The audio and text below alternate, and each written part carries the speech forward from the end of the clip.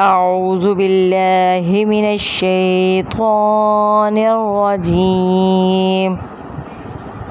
بسم الله الرحمن الرحيم.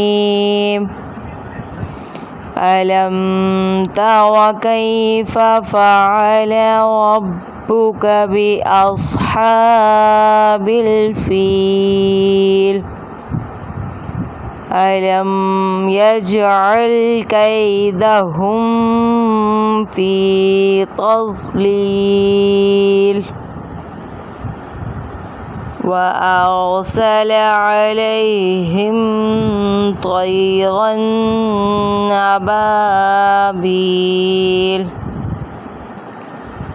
ترميهم بحجارة من سجيل فجعلهم كعصف مأكول.